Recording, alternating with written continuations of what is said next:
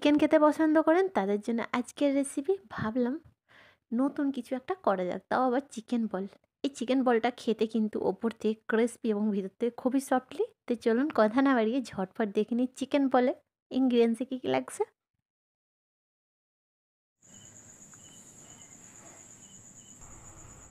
তো এখানে আমি 3 টেবিল চামচ কর্নফ্লাওয়ার, 2 টেবিল চামচ চিলি ফ্লেক্স, 2 টেবিল চামচ অরিগ্যানো, স্বাদ অনুযায়ী লবণ, 2 টেবিল চামচ ব্ল্যাক পেপার, 2 টেবিল চামচ আদা রসুনের পেস্ট, একটা পাতিলেবুর রস, 6 থেকে 7টি কাঁচা মরিচ, ফ্রেশ ধনেপাতা কিছুটা, আর থেকে 4 থেকে 5টি ব্রেড নিয়েছি।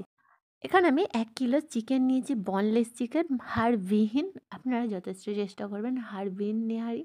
যদি হাড্ডি সমেত নেন তাহলে কিন্তু হাড্ডি থেকে মাংসটা আলাদা করতেও সময় লাগে এবং অনেকটা মাংসটা কমে যায়। তো এখানে ফার্স্ট আমি ধনে পাতা এবং কাঁচা লঙ্কাটা খুবই মিহি করে কেটে নেব।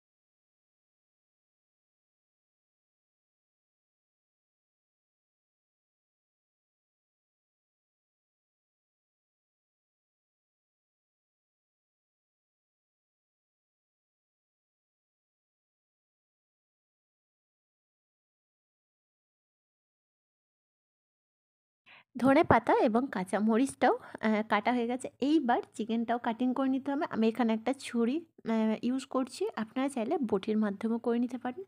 জাস্ট দেখানোর জন্য কিভাবে কাটিংটা করব এবং শেপটা কীরকম শেপ দেবো সেটার জন্যই আমি ছুরি ইউজ করছি।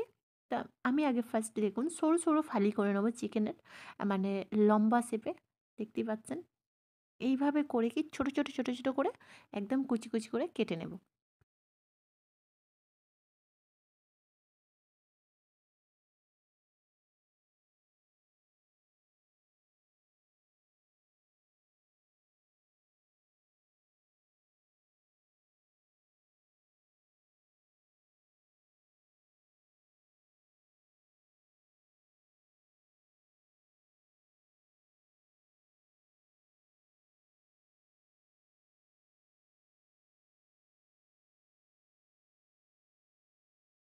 এখানে একটা ছোটো টিপস দিই, যখনই দেখবেন চিকেনটা একদম সমস্ত কাটা হয়ে গেছে ছোটো ছোটো, ছুরিটা ওপর থেকে একদম হার্ডলি একটু প্রেস করবেন, তাহলে কি হবে, যদিও বড় বড় সাইজের কিছুটা চিকেন থাকে ওটা কিন্তু খুব ফাইনলি হয়ে যাবে।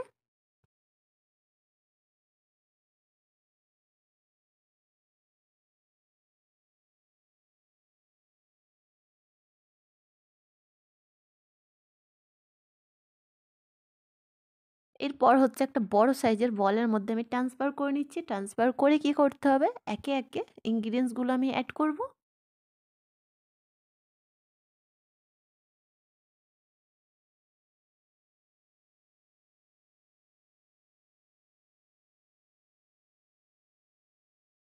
এখানে আমি ধনে পাতা কুচিটা রেখে কাঁচা মরিচটা অ্যাড করে দিলাম।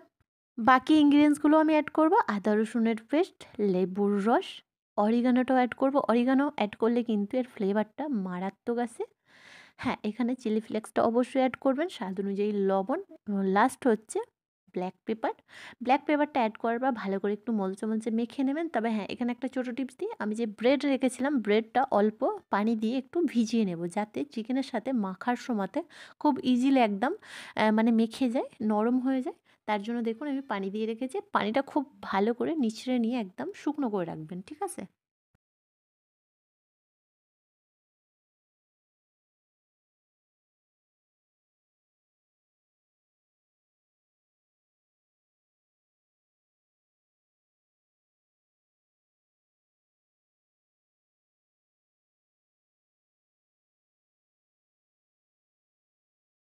তো দেখুন ব্রেডটাও আমি দিয়ে দিলাম।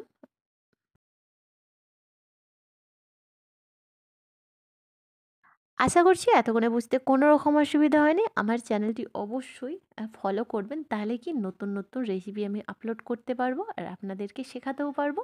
তো চলুন দেখুন ভালো করে মাখা হয়ে গেছে।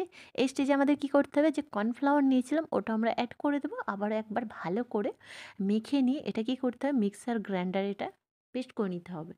একটা পেস্ট করে নেওয়ার পর লাস্ট যেটা করতে হবে আমাদের, যে ফ্রেশ ধনেপাতা কুচি নিয়েছিলাম সেটা আমরা অ্যাড করব। তো আমি মিক্সার ব্লেন্ডারে একদম পেস্ট করে নিয়ে দেখুন ধনেপাতাটাও আমি অ্যাড করে দিলাম, আবারও কিন্তু ভালো করে মেখে নিচ্ছি। এরপর হচ্ছে লাস্ট আমাদের ফাইনাল যেটা করতে হবে, হাতের তালুতে অল্প রিফাইন তেল মানে ব্রাশ করতে হবে, মানে মেখে নিতে হবে, যাতে যখন বলটা করব না শেপটা দেবো হাতের মাধ্যমে, মানে হাতের তালুতে যাতে না চিপকে চিপকে যায়। তো আমি দেখুন অল্প চিকেনের ব্যাটার তুললাম, তুলে নিয়ে এইভাবে একটু প্রেস করলাম। তবে হ্যাঁ, যে যেরকম শেপে পছন্দ করেন, তবে চিকেন বল তো এই মাঝারি সাইজটাই কিন্তু একদম বেস্ট, একদম স্ট্যান্ডার্ড সাইজ। আপনারা যদি এর থেকে একটু বড় সাইজ করতে পারেন, নো প্রবলেম।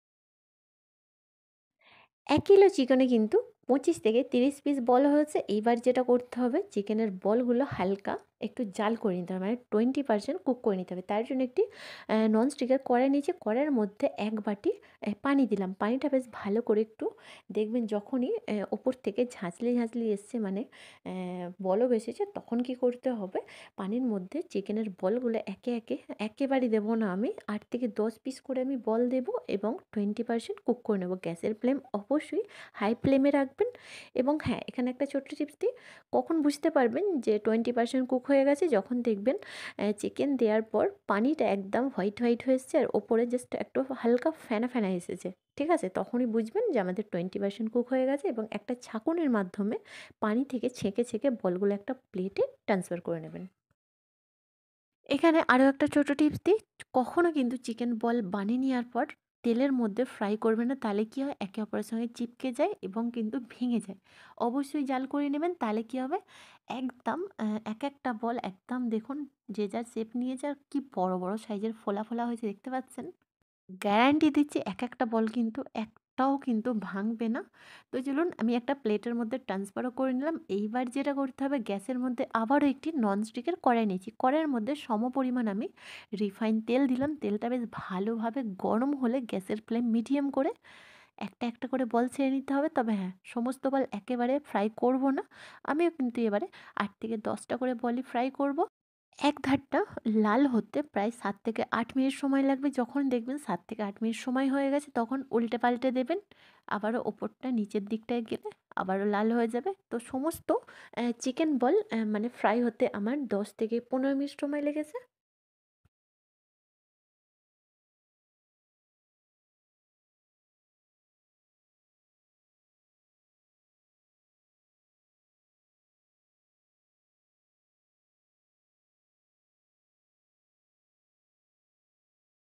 এই চিকেন বল কিন্তু গরম, গরম স্ন্যাক্স হিসাবে মানে সন্ধ্যার নাস্তা হিসাবেও আপনারা মেহমানকে পরিবেশন করতে পারেন। আর বাড়ির লোককে তো একদম অবাক করে দিতেই পারেন। আর ভাতের সাথেও কিন্তু দারুণ লাগে। আমার বাড়িতে কিন্তু ছোট থেকে বড় সবাই পছন্দ করেন। আশা করছি এই ক্রিসপি চিকেন বলটা কিন্তু আপনাদের বাড়ির বাচ্চারাও কিন্তু খুব এক্সাইটেড ভাবে কিন্তু এটাই কিন্তু খাবে।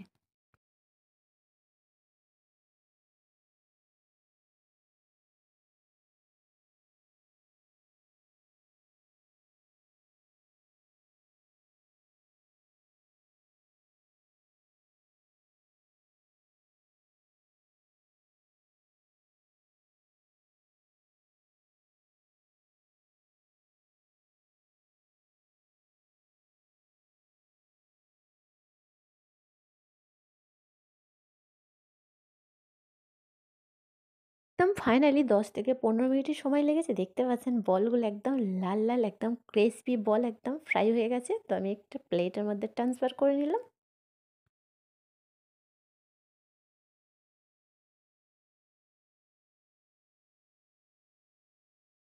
তো ক্রিসপি অ্যান্ড সফটলি চিকেন বল কেমন লাগলো অবশ্যই কমেন্ট বক্সে জানাতে ভুলবেন না। যারা যারা আমার চ্যানেলটি এখনও সাবস্ক্রাইব করেনি অবশ্যই সাবস্ক্রাইব করে দেবেন। পাশে থাকা বেল আইকনটি প্রেস করবেন। ভালো থাকবেন, সুস্থ থাকবেন, সাথে থাকবেন। আবারও দেখা হচ্ছে নতুন একটি রেসিপির সাথে।